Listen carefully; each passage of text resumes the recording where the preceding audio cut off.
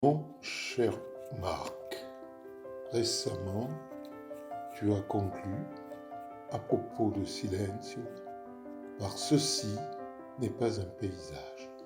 Avec la toile intitulée Saturnale, je suis un peu confronté à la même impasse logique, coincé entre trop de mots et pas assez de regards. Ce titre fleure le poncif historique, ce qui, pour certains peintres pompiers, pouvait aussi tourner à la promesse de la chair.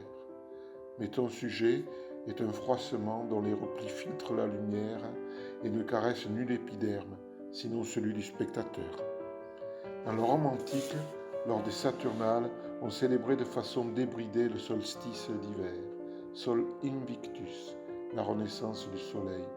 Extérieur jour en principe. Mais toi, tu nous fais une alcôve d'or et d'ombre propice, sans amollissement ni lascivité. C'est un mouvement qui monte de l'intérieur, en remous successifs, poussé par la lumière ascendante. Du mouvement et du volume aussi. L'effet en vient moins de l'ombre portée que de la lumière supportée. Au milieu de la scène, des gerbes jouent sur les feux de la rampe, au fond ou en haut.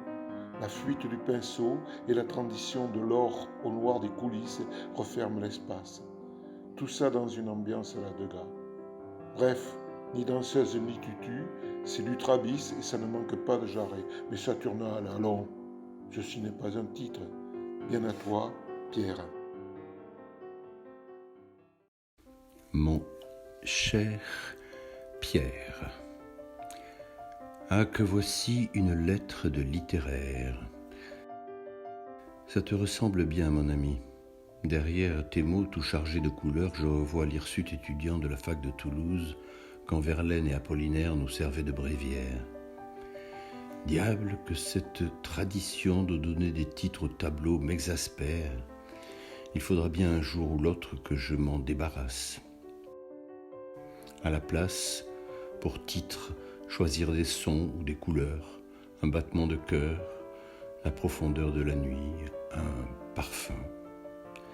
Ça suffirait bien pour dire ce que Saturne dit en moi, car c'est bien de lui qu'il s'agit, Saturne, le dieu morne et taciturne qui préside aux choses du temps. Pourquoi lui ? Sans doute pour la couleur du mot, la fauve planète des poèmes saturniens chers à Verlaine. Il ne m'en fallait guère plus. Ça ne t'a pas empêché de plonger dans mes gouffres d'or et de noir. Chapeau, joli voyage. Au passage, merci pour Degas et les feux de la rampe. Mais tu as raison, ceci n'est pas un titre. On ne devrait pas donner de titre à nos petites créations picturales. Peut-être juste un nom ou un prénom pour nommer l'innommable. Tout bien considéré, ce tableau, j'aurais pu l'appeler Paul.